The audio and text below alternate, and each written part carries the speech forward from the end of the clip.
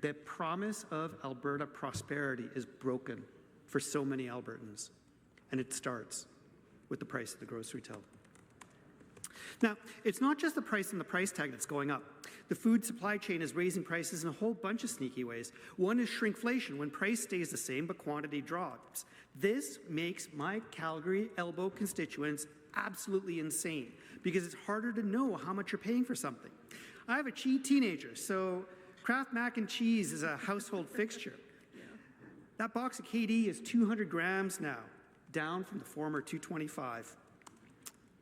The poor teenagers, starting with my own. And then we can add skimflation to the challenges. That's when the product becomes worse. Quaker chocolate-covered dips are now chocolatey.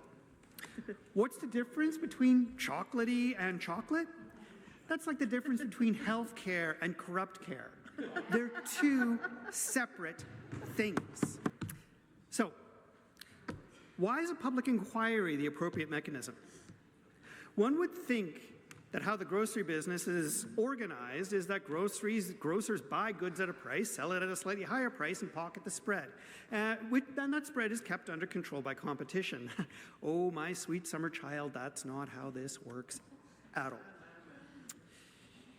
Let's talk about slotting fees. These are fees that suppliers pay to grocers to rent their shelf space. Deep dive into the consumer packaged goods or CPG space is not going to fit into a 10-minute debate, but it's worth talking about slotting a little bit. Consumer packaged goods are the stuff in the middle of the grocery store. Produce on one side, bread on the other, meat along the back wall, and in the middle, the stuff your grandmother told you to avoid, the domain of CPG. People buy CPG like Kraft Dinner, potato chips, cake mixes, Bisquick, breakfast cereal, and granola bars because they're quick and easy. They also have decent margins and long shelf life, so CPG vendors want to sell them. Also included in CPG, cleaning products, frozen meals, cosmetics, personal care products.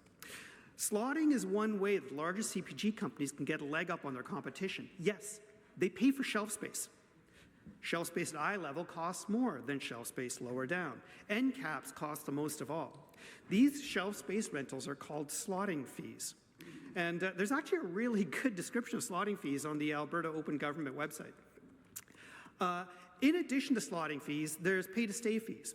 If a product isn't performing and not selling enough units to make Western or Walmart happy, they can pay additional fees to stay on the shelf and not get run off for poor performance. There's a usual raft of trade promotions and discounts that are available to the largest retailers. Think Walmart's, Loblaws, Sobeys, Costco, but not to anyone else. These fees and discounts have not been regarded as anti-competitive before, but this is exactly why we need a public inquiry to get to the bottom of what's going on. Because never before has both the grocery business and the CPG business had such immense market concentration. So this market domination potential supply chain control seemed for many years innocuous, but then GLP-1s happened. GLP-1s are prescribed for many reasons. These are the drugs that people think of as weight loss medications such as Ozempic, Wegovy, Zepbound. One consequence is that they severely restrict someone's desire to eat. What do they give up? Salad dressings, cake mixes, potato chips, breakfast cereals, the high-margin pieces of the CPG world. Ordinarily, reduced demand for product should lower its price. That's not what happened here. Instead, prices went up. We need to know why. Did food companies anti-competitively raise prices to make up for margins lost by GLP-1 drugs? How much is competition being reduced by slotting, pay-to-stay, and other non-transparent fees?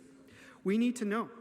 This is an industry that's already been subjected to legendary price-fixing conspiracies in lysine and citric acid, and most shockingly of all, Mr. Speaker, in bread.